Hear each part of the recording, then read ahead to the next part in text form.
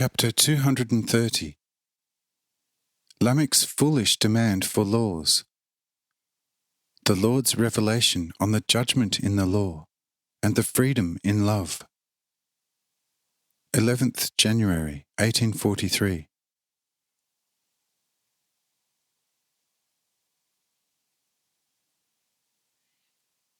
After this sublime instruction, Lamech, full of gratitude and humility, again began to speak and asked the Lord, O Lord, having once begun to entreat and ask you, and fully trusting in your infinite goodness and patience, I dare to continue to entreat and ask you. I want to learn directly from your most holy mouth your detailed instructions on what pleases you, so that man might act on them in all his earthly affairs. For look, O Holy Father, on a completed road from one place to another, no one can lose his way, except he had wanted to lose it deliberately, or had tried to find a shortcut, on which occasion he could have lost his way and ended up in a thick scrub filled with snakes and vipers. So nothing could be more desirable for us all than a road precisely outlined by you, O Holy Father, namely, a definite law to act thus and not otherwise. For, once we have a rule prescribed by you personally, we then know that you want, and what is in keeping with your divine order, and it will be very easy to live in a way pleasing to you. Without a rule, our every step must be accompanied by great fear, lest we easily commit an offence against your most holy order.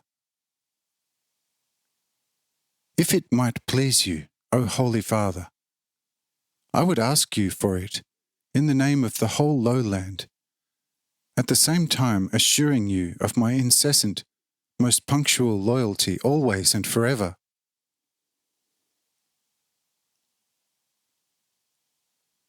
And the Lord lifted up his hand, and said to Lamech and all the others, Verily, verily, say I, now still the holy and most loving Father to you all. Once I shall bind you through laws, I shall also bind you through judgment. For without judgment, no law is possible, nor is any judgment possible without laws. If you, Lamech, had had laws from me, I would not have come to you as a father, and thus a helper to you all, but as a most inexorable judge to condemn you for all your evil deeds. However, from the beginning you had no laws. Thus you were like infants in the cradle.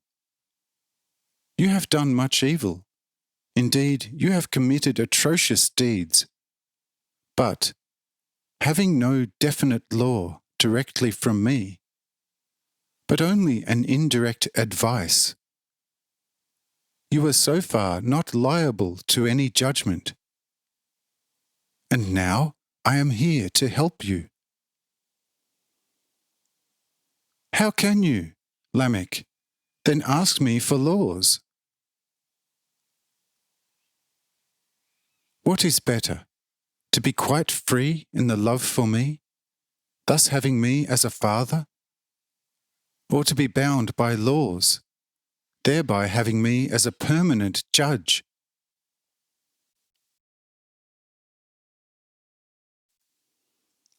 Verily, say I to you all, I will rather destroy the whole of creation than fetter my children with laws, thereby ceasing to be their father and judging them for eternal death.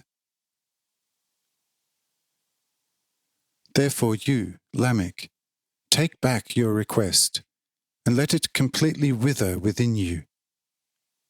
For in all your erstwhile wickedness, I liked you better than I would if you were to observe the laws with the most painstaking severity.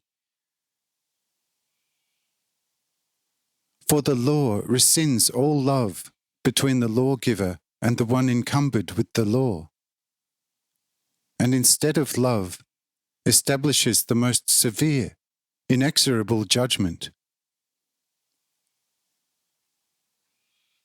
Who can say of himself, I can completely fulfill the law?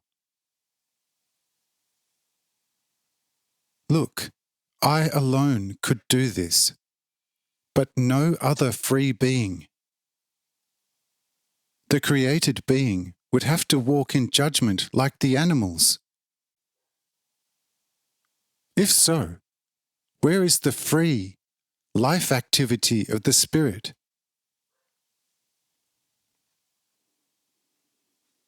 Woe betide you, and woe betide every nation to whom I shall give laws. For then the house of the Father will be locked with iron bolts. And unless I come personally to fulfill the same, the whole of creation will perish. Therefore, I now give you no law, but only tell you as a father to love me above all, and each other as you love yourselves. This is my will.